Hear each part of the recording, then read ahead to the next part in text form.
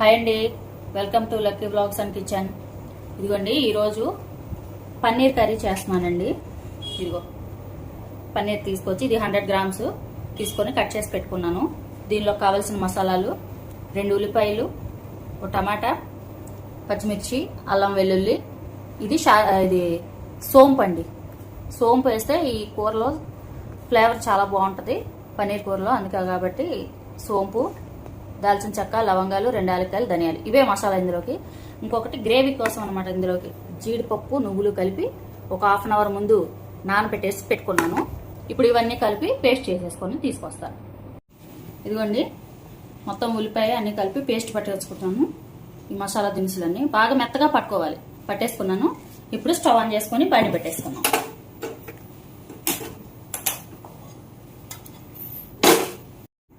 బాండి వేడెక్కిందండి.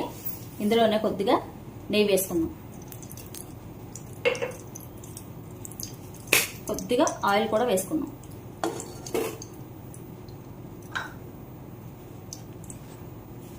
ఇప్పుడు ఇందులోనే పన్నీర్ ముక్కలు కూడా వేసి దోరగా వేసుకుంటాం. ఇదిగోండి, పన్నీర్ దోరగా వేగింది. ఇంతకు మించి వేగకూడదండి, వేగితే గట్టి పడిపోతుంది. దీన్ని పక్కన తీసేసుకున్నాం. పన్నీర్ పక్క తీసుకున్నానండి. ఇప్పుడు ఇందులోనే కర్రీకి కావాల్సినంత ఆయిల్ వేసుకుంటున్నాను. ఆయిల్ వేడెక్కింది, మసాలా కూడా వేసేసుకుంటున్నాను.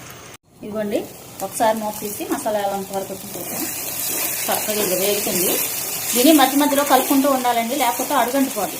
మనం జీడిపప్పు, నువ్వులు అన్నీ వేసాం కదా, అడుగంటిపోదు. ఇప్పుడు ఇందులోనే ఈ ఆయిల్లోనే మనం పసుపు, సాల్ట్ కూడా వేసేసుకున్నాం. కర్రీకి కావాల్సిన సాల్ట్ నేను ఇక్కడ వేసేస్తున్నానండి. ఒకసారి కలిపేసుకుని సిమ్లోనే మూత పెట్టి మళ్ళీ మగ్గించుకున్నాం.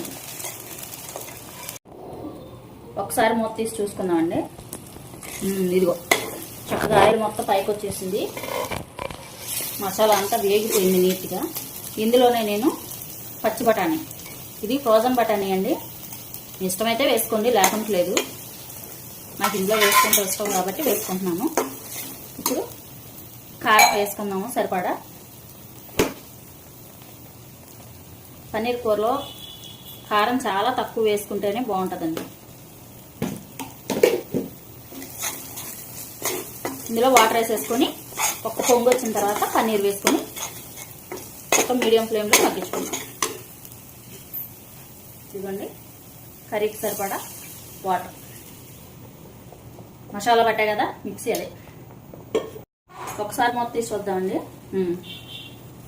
చక్కగా ఉడుకుతుంది. ఇప్పుడు పన్నీర్ వేసేసుకున్నాం.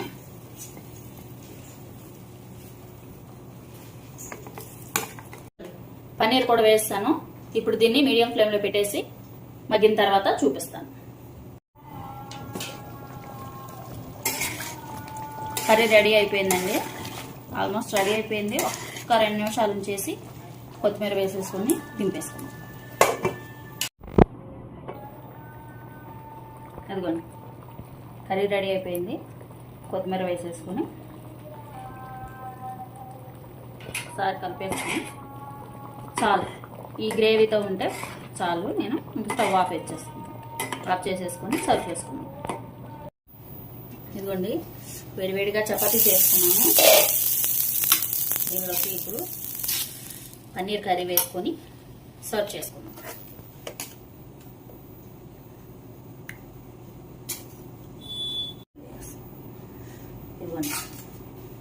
గ్రేవీ చూసారా, నేను ఉల్లిపాయలు, టమాటాలు ఎంత తక్కువ వేసాను.